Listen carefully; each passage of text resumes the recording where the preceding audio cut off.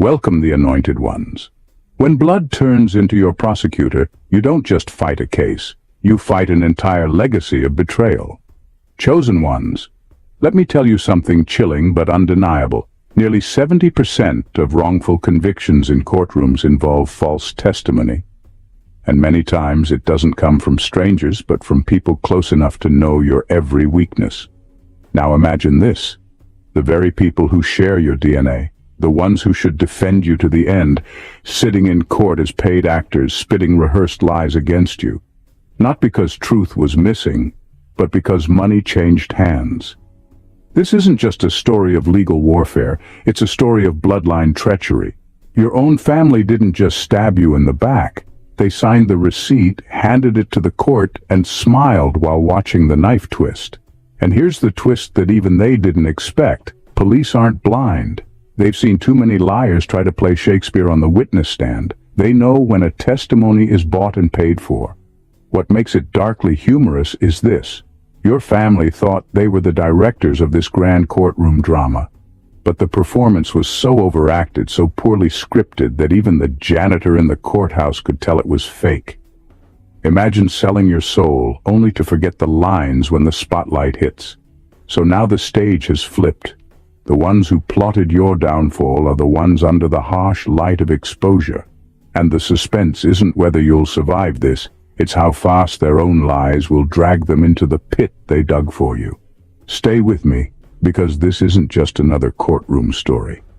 This is betrayal, wrapped in family ties, money trails, and the kind of twisted irony that makes you wonder, if blood is thicker than water, why did they try to drown you with it? Number 1. The police discovered the lie was too perfect. The police discovered the lie was too perfect. That's the kind of thing most people don't think about when they hear a courtroom testimony. On the surface, perfection sounds convincing. A story told without hesitation, every detail lined up neatly, every fact seemingly airtight. It feels like the truth. But in reality, that's exactly what makes it suspicious. Real memories don't come out flawless. People pause, people hesitate, people forget little things. When someone recalls a genuine event, their words carry natural imperfections because the human mind doesn't replay life like a movie. It recalls it in fragments, emotions, and scattered moments. The testimony against you was too polished, too rehearsed, almost as if it was written in advance. That's what raised the first red flag. Officers and investigators are trained to notice when a story lacks the natural rough edges of truth. The so-called witnesses weren't remembering, they were performing. Every word seemed like it had been practiced in the mirror 100 times. And the thing about performances is once you see the script underneath, it's impossible to unsee it. What your family failed to realize is that the police aren't just listening to words, they're studying tone, body language, timing, and consistency. A true memory unfolds effortlessly, but a lie has to be maintained. When the police compared earlier statements with courtroom declarations, the cracks began to show. The same phrases repeated too perfectly, the same timelines told with robotic accuracy, the same absence of human uncertainty. It didn't add up. Instead of looking trustworthy, it looked engineered. And that's where the whole case began to collapse. The very perfection they thought would protect the lie became the biggest evidence of deception. Police understand that truth has texture. It bends, it wavers, it even contradicts itself in small ways, because that's how real memory works. Lies, on the other hand, try to erase those inconsistencies, and in doing so, erase authenticity altogether. So what was meant to trap you actually freed you. The flawless testimony didn't convince, it exposed. And the moment the police caught the scent of something rehearsed, it opened the door to deeper investigations, financial trails, and motives that revealed who was really pulling the strings. The lie was too perfect, and in court, perfection can be fatal. Number 2, your family paid for silence, but bought exposure instead. Your family paid for silence, but what they actually bought was exposure. That's the irony of bribery. They thought money would lock lips, erase doubt, and guarantee loyalty. But money is the loudest witness in any courtroom. It leaves a trail that never sleeps. Every withdrawal, every cash exchange, every sudden spike in someone's lifestyle, it all becomes evidence. Bribes don't vanish into thin air. They stain everything they touch. Instead of sealing your fate, the money trail ended up revealing theirs. The thing about bribes is that they always carry fingerprints. Maybe it's a bank transaction that doesn't make sense. Maybe it's a sudden vacation someone took right after testifying. Maybe it's the fact that someone who is struggling financially suddenly started spending beyond their means. Police are trained to notice these shifts, and once they spot them, silence becomes impossible. The very hush money that was supposed to bury you instead began whispering louder than the lies themselves. What makes this betrayal even sharper is that your family underestimated the intelligence of the system. They assumed money had the final word, but in the end, money only created more words, statements, reports, and investigations. The cash didn't buy loyalty, it bought suspicion. The more they spent to keep the truth hidden, the more suspicious their actions appeared. And suspicion is the seed that always grows into exposure. At its core, bribery is arrogance. It's the belief that truth can be bent, that justice can be purchased, that the world runs on secrecy rather than accountability. But what they didn't account for is that money doesn't erase guilt, it records it. Once the police traced the payments, it no longer mattered what was said in court. The truth had already shifted focus from your actions to theirs. So the outcome is simple but devastating for them. In trying to silence others, they gave themselves away. In trying to bury you with money, they dug their own grave. And the deeper they tried to bury, the more evidence piled on top of them. Your family didn't just pay for silence. They financed the very investigation that exposed them. The bribe didn't secure their lies. It stamped their names on the crime. Number 3, they weaponized courtrooms against you. They weaponized courtrooms against you. That's not just betrayal. It's a calculated attempt to twist justice into a tool of destruction. A courtroom is supposed to be the place where truth rises, where lies collapse under scrutiny, and where fairness rules above all else. But when your own family decided to drag your name into it, they weren't interested in truth. They were interested in power, control, and revenge. They turned the very system designed to protect you into their battlefield. The betrayal runs deep because this wasn't strangers with a grudge, it was bloodline. They knew the weight of the law, and instead of respecting it, they used it as a shield for their lies. They dressed falsehood in legal clothing and tried to pass it off as truth. By paying off people to stand against you, they didn't just attack your reputation, they polluted the integrity of the justice system itself. That's why the discovery by police is so significant. It isn't just about your innocence, it's about exposing how far people are willing to go when they allow jealousy and greed to rule their hearts. What makes it even more twisted is that courtrooms carry a kind of finality. A guilty verdict doesn't just shame someone, it marks them for life. Your family knew that, and yet they were willing to let you live under that shadow forever. It wasn't just about proving a point, it was about erasing you, rewriting your story so that the world would forever see you through the stain of their lies. That kind of betrayal is heavier than anything a stranger could ever inflict. But here's the truth the police couldn't ignore. Lies may enter a courtroom, but they can't hold up under the weight of evidence. The false testimonies, the bought loyalty, the tampered truths, all of it eventually showed itself for what it was. And instead of leaving you marked as guilty, it shifted the spotlight back to them. They exposed themselves as manipulators of justice, people who thought they could hijack the system without consequences. By weaponizing the courtroom against you, your family revealed their true nature to the very institution they tried to control. They didn't just betray you, they betrayed justice itself. And now, justice is turning back on them with a vengeance they never prepared for. Number 4. The lie was too specific to be coincidental. The lie was too specific to be coincidental. Lies that are made up on the spot tend to be vague, because the mind struggles to invent convincing details in real time. But when someone is paid or coached to lie, they often add extra specifics to make their story sound believable. They think the more precise they are, the harder it will be to challenge them. Dates, locations, minor actions, even the tone of conversations. They load every little detail as if stuffing a suitcase for a trip that doesn't exist. That's exactly what happened against you. The problem is, those details become a trap.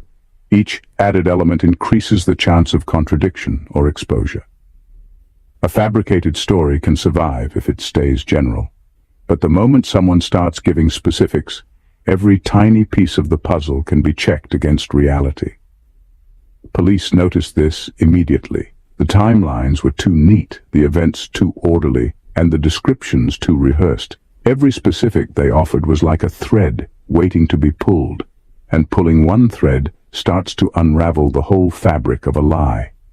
What made it worse for them was the natural inconsistency of human memory.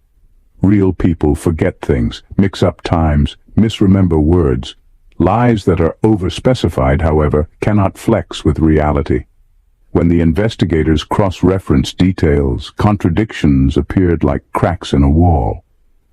The more the liars tried to prove their point with these helpful specifics, the more obvious it became that they weren't telling the truth. They were following a script. At the end of the day, specificity was their undoing.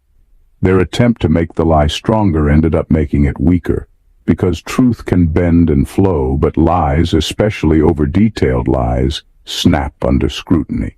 Every fabricated fact left fingerprints that pointed straight to the plan behind it.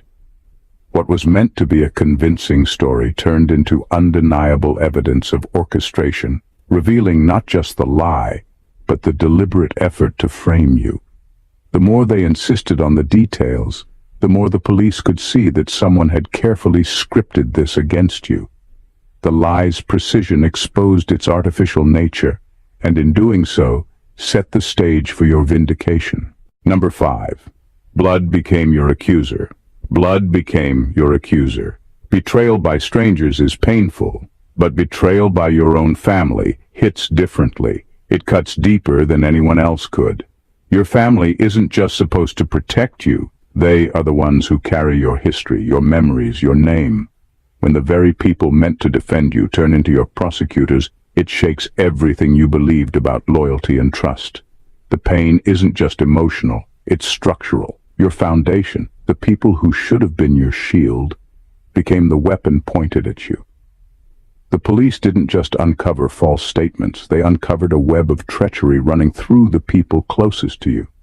They traced motives, financial exchanges, and coordinated testimonies, and what emerged wasn't just evidence of lying, it was evidence of betrayal by blood. The acts of deception weren't random, they were deliberate and orchestrated by the ones who share your DNA. That revelation alone carries weight heavier than any courtroom drama. It shows a family willing to sacrifice you for greed, revenge, or personal gain. What makes it even more staggering is the cold calculation behind it. A stranger might lie out of fear, confusion, or anger, but your family had the knowledge, the access, and the opportunity to protect you. Instead, they chose to manipulate, to conspire, and to falsify the truth. Police don't just look at what's said, they look at patterns, consistency, and intent. The intent here was unmistakable. Blood that should have shielded you became the instrument of your potential ruin. This isn't only a legal exposure, it's a moral collapse. Every false statement, every manipulated testimony, every backhanded act reflects not just on individuals, but on the integrity of the family as a whole. And while your innocence shines through, the family's betrayal becomes the undeniable headline. Police records now hold more than just your story. They hold the story of your family's treachery, proving that the greatest threat sometimes doesn't come from the outside world, but from the very people whose love should have been unconditional. Blood became your accuser, and in doing so revealed a truth far more devastating than any courtroom drama. The ones who should have defended you were the ones trying to destroy you. The justice system caught it all. leaving the betrayal exposed and undeniable. Number 6. Their hatred of you was stronger than their love of truth. Their hatred of you was stronger than their love of truth. When the police dug into the case, they weren't just following transactions or testimony, they were tracing intent. What became crystal clear was that the driving force behind every lie, every payment, every manipulation wasn't fear or confusion, it was pure, unfiltered hatred. Your family wasn't interested in justice, they were invested in destruction. They wanted to see you fail, not because it served any lawful purpose, but because your existence threatened something inside them they couldn't face. This kind of motive is rare and dangerous. Most people who lie do it to protect themselves or gain advantage. But what the police uncovered here was far more insidious. Deliberate targeting born of resentment and envy, a desire to harm that outweighed any sense of fairness or morality. Every false testimony, every orchestrated act of deception pointed back to a singular emotional truth. They were willing to sacrifice the integrity of the legal system just to watch you fall. The lies weren't sloppy or random. They were meticulously planned, driven by the intensity of their feelings toward you. Hatred like this carries a unique signature. It's visible in the small things, the over-specific details, the rehearsed stories, the way they tried to manipulate others into compliance. It's visible in the way they ignored evidence that didn't support their narrative. Police don't just investigate facts. They investigate patterns and intent. And the pattern here was unmistakable. The family's focus wasn't truth, it was your ruin. Their moral compass had flipped entirely. It didn't point toward justice or honesty. It pointed toward the obliteration of your credibility, reputation, and peace of mind. This revelation changes the entire perspective of the case.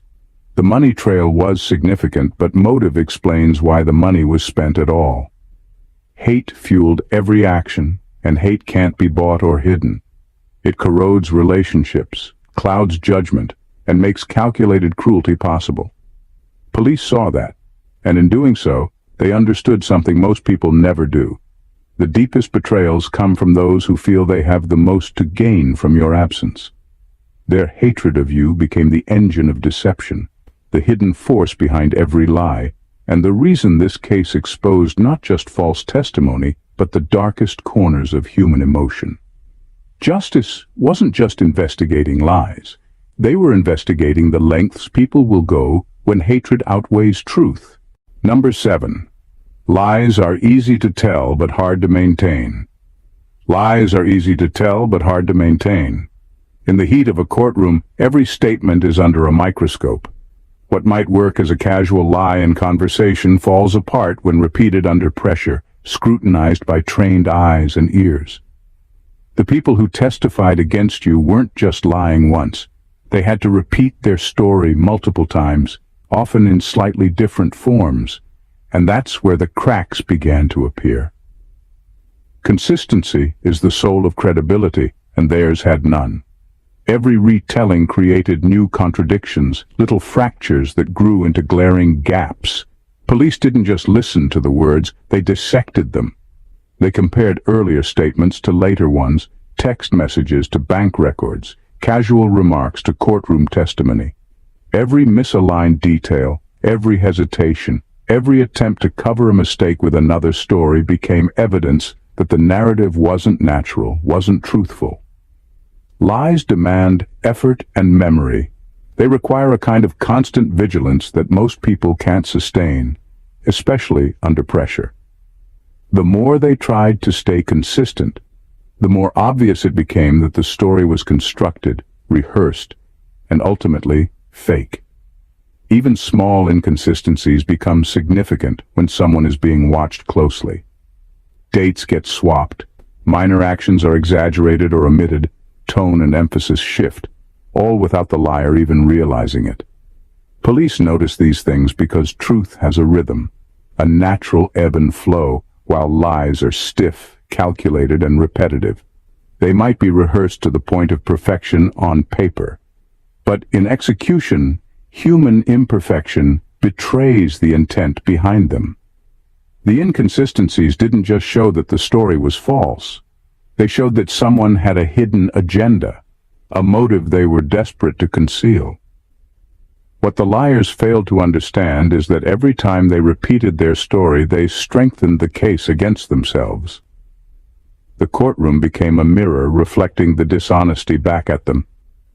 Each contradiction amplified the truth, making it impossible to hide behind their carefully constructed performance. Police didn't just hear lies. They read between the cracks and saw the orchestration, the coaching, and the desperation.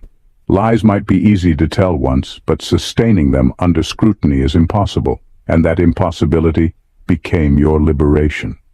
Their inability to maintain the lie turned the courtroom into a revelation. The falsehoods they thought would destroy you instead destroyed their credibility. Every inconsistency pushed the truth forward until it could no longer be ignored, proving that lies might be simple to speak, but they are impossible to defend. Number 8.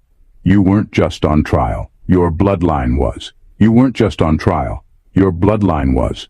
The moment your family stepped into that courtroom, trying to frame you with lies and manipulated testimony, they weren't just attacking you. They were exposing themselves. Every fabricated story, every overplayed detail, every attempt to shift blame reflected more on them than it ever could on you. What they thought would damage your reputation became a lens revealing their true character. Greed, jealousy, and desperation etched into every word. The courtroom doesn't just record statements, it exposes patterns, motives, and intent.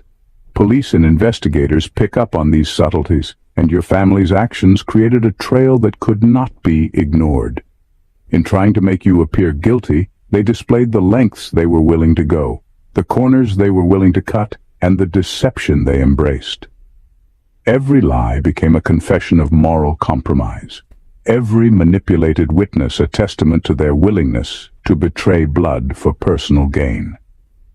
The attempt to control the narrative backfired spectacularly.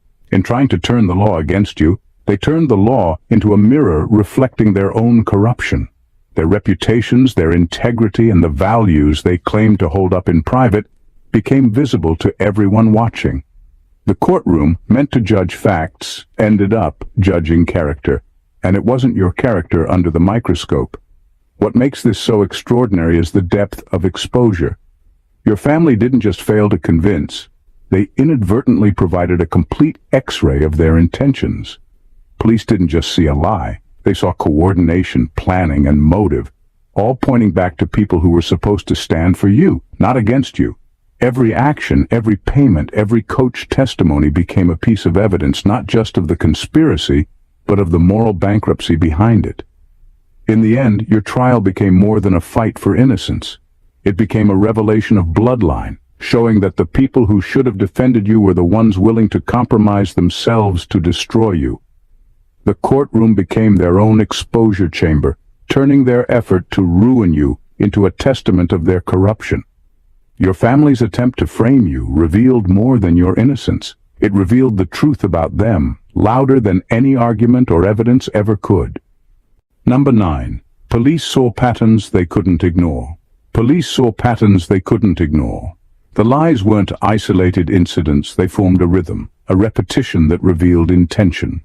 The same phrases appeared across testimonies, the same details cropped up at the same moments, and the timing of events aligned too neatly to be accidental. Even the financial movements surrounding the case followed a pattern. Payments, withdrawals, and sudden transfers coinciding with key testimonies. It wasn't random, and police recognized it immediately. Patterns have a way of speaking the truth louder than words, and in this case, they told a story your family tried to hide. What makes patterns so revealing is that humans are inherently inconsistent. Even well-rehearsed lies usually leave gaps, shifts, or contradictions. When investigators notice repetition that shouldn't exist naturally, identical wording, synchronized actions, mirrored excuses, it signals coordination. It's the fingerprint of orchestration. Each coincidence alone might have been dismissed, but when all the pieces align perfectly across statements, financial evidence, and behavior, the pattern became undeniable. It was no longer a question of whether someone lied. It was a question of who was orchestrating the lie and why. The financial side of the pattern was just as telling. Sudden withdrawals, timely payments to key witnesses, and unusual transactions all fit into the same rhythm as the courtroom testimony. It was a map of influence, a guide showing who was directing the false narrative and when. Investigators didn't need confessions to see the structure. The pattern spoke for itself. Every repetition, every mirrored action, every synchronized event reinforced the fact that this was a calculated attempt to manipulate the case, not a collection of isolated missteps. Patterns are hard to fake because they demand consistency across multiple dimensions: words, actions, and timing. The police knew that. They also knew that the more complex the lie, the more likely patterns would emerge. And that's exactly what happened. Your family's plan wasn't hidden. It was too organized, too deliberate, and too repeated. What they thought would conceal the truth instead exposed it. In the end, the lies didn't matter as much as the patterns they created. The coordination, repetition, and timing revealed the conspiracy in stark relief. The police could see the hidden hand guiding events, and the truth, organized and persistent, shone through. Their strategy of manipulation became their undoing because patterns never lie. Number 10. Their desperation made them sloppy. Their desperation made them sloppy. When people act out of panic or fear, they lose precision, and every rushed decision becomes a mark against them. Your family thought they could manipulate the situation without leaving traces, that they could orchestrate lies and payments without anyone noticing the inconsistencies. But desperation doesn't hide mistakes, it amplifies them. Every hurried transaction, every misremembered timeline, every poorly coached testimony created a trail that investigators could follow. The lies were meant to be airtight, but in their rush, they overlooked the simplest things. Dates didn't line up, receipts contradicted statements, and minor details that should have been consistent were all over the place. Police and investigators notice patterns like this. When someone is desperate, their actions become frantic, and mistakes pile on top of each other faster than they can cover. Each attempt to fix one slip only exposed another, and every hurried decision left a mark on the evidence chain. Financial movements were particularly revealing. Payments meant to secure loyalty or silence were poorly timed, misrecorded, or easily traceable. Instead of protecting the lie, these transactions highlighted it. The effort to hide you in the narrative instead spotlighted their involvement. Their attempts at secrecy were too hurried, too obvious, and too uncoordinated to pass scrutiny. Each slip added to the case against them, turning their own panic into a self-inflicted trap. Even the coordination of witnesses suffered. Instead of smooth, believable statements, there were contradictions and inconsistencies. The more they pushed to make the story convincing, the more it fell apart.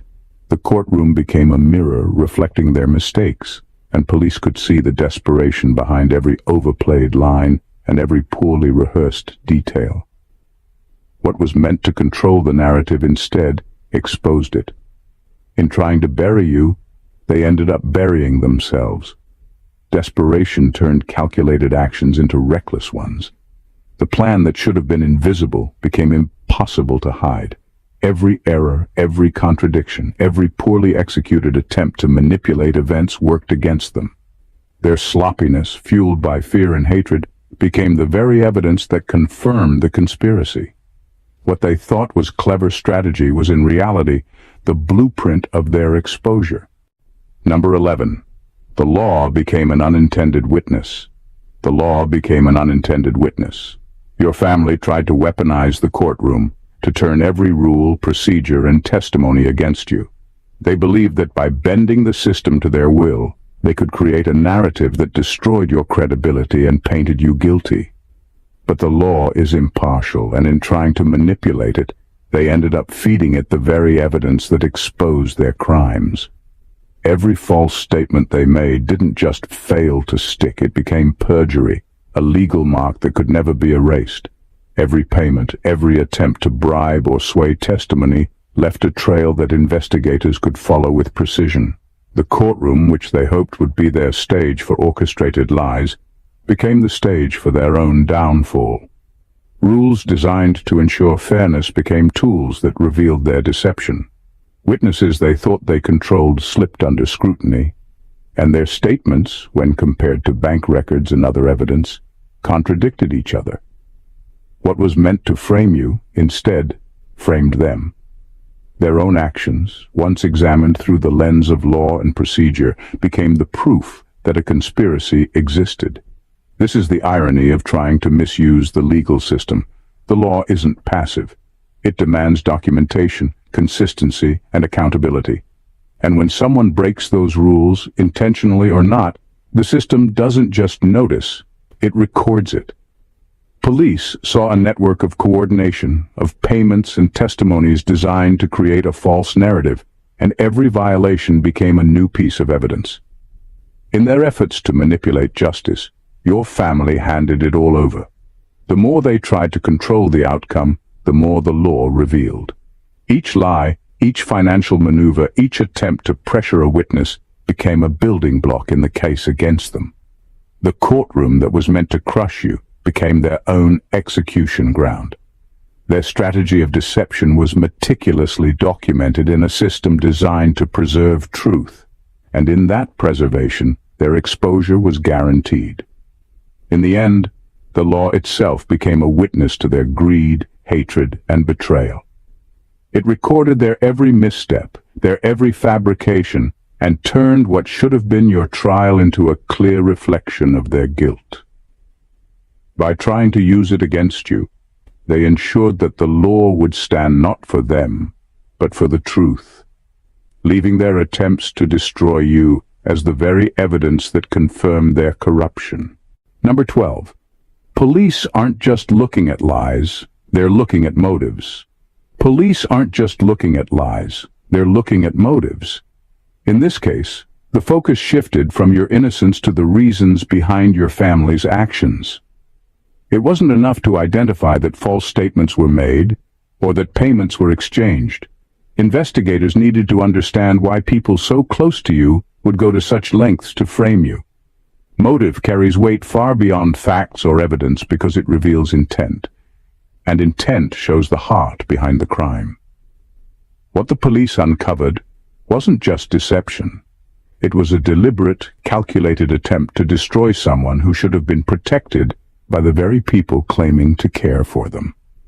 This goes deeper than courtroom strategy. Lies can be rehearsed, fabricated, and repeated, but motives are harder to fake.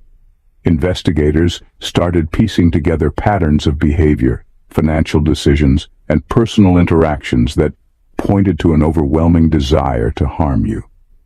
Hatred, jealousy, and greed surfaced as the driving forces behind the false testimonies, and that insight changed the entire scope of the investigation. What had begun as a simple case of perjury and bribery became a study of the psychological breakdown within a family, exposing a sickness in the bloodline itself. Police saw the consequences of those motives reflected in every action. The coordination of lies, the financial manipulations, the pressure placed on witnesses, all of it had one goal: to ruin you. That level of intention required premeditation and a clear understanding of the harm they wanted to cause. The investigation revealed that this wasn't spontaneous or isolated behavior. It was a calculated plan executed by people who knew you best, and because of that knowledge, could cause the most damage. Understanding motive also explained the intensity of their attacks. Lies can fail, but hatred fuels persistence. Police recognized that the stakes for your family weren't just about winning a court case. They were about satisfying deep-seated resentment and control. In unraveling these motives, the investigation shed light not just on what was done to you, but on who these people really are and the darkness that drove them. In the end, motive became the key to the entire case. The lies exposed their actions, but the motives explained why. Police weren't just documenting falsehoods, They were uncovering the psychology of betrayal, revealing a calculated cruelty that only someone close to you could carry out. The case stopped being about the courtroom itself. It became about the intentions that corrupted the very people meant to love and protect you. Number 13. Your innocence exposed their entire network. Your innocence exposed their entire network. The lies told against you didn't exist in isolation. They were part of a much larger pattern of manipulation and deceit. The false testimonies, the orchestrated payments, and the attempts to control the narrative were all connected. And once police began investigating, one small thread pulled on the surface revealed an entire web underneath. What your family thought was a clever way to frame you ended up exposing their repeated patterns of dishonesty and corruption. Every fabricated statement, every altered detail, and every coordinated action became evidence not only of a single attempt to ruin you, but of a history of deception. Police traced connections, compared statements, and followed financial trails that pointed to a network of influence and control your family had maintained. It became clear that the lies against you weren't random or spontaneous. They were part of a system they had perfected over time, one designed to manipulate truth to their advantage whenever it suited them. What made this so damning is that your innocence acted as a mirror, reflecting every attempt at deceit back onto the perpetrators. The more investigators verified your story, the more the falsehoods against you stood out as deliberate fabrications. Each lie, when examined in context, revealed the methods, timing, and coordination that had been employed for years. Your family's attempt to discredit you unintentionally mapped out their entire strategy, leaving the police with a clear picture of how far they were willing to go to protect their interests and control narratives. The unraveling didn't stop at courtroom testimonies or financial transactions. It extended to other people who had been influenced, coerced, or bribed, exposing a chain reaction of manipulation that reached beyond the immediate case. What your family thought was a private, contained attempt to ruin you instead became a public revelation of their tactics, showing patterns of control, coercion, and lies that had likely been used repeatedly. In trying to attack you, they inadvertently revealed themselves. Your innocence wasn't just a defense, it was a lens that illuminated every corner of their network. The falsehoods against you collapsed, and in that collapse, police uncovered a truth far bigger than the courtroom. Your family's lies weren't just about you. They were a blueprint of deception that had been practiced, perfected, and weaponized over time. Your innocence became the tool that dismantled their entire structure. Number 14. The family name became the guilty party. The family name became the guilty party. What they intended as a strike against you, the lies, the payments, the manipulation, ended up reflecting directly on them. The police weren't just investigating isolated actions. They were seeing a pattern that pointed to the entire family's involvement. Every attempt to frame you, every false testimony, every financial maneuver added to the evidence that this was a collective effort, not the work of a single individual. In trying to ruin you, they unknowingly made their own name the focus of scrutiny. What makes this so devastating is that reputation is built over a lifetime, but it can collapse in a single investigation. The courtroom and the evidence exposed a network of betrayal that no amount of explanation could hide.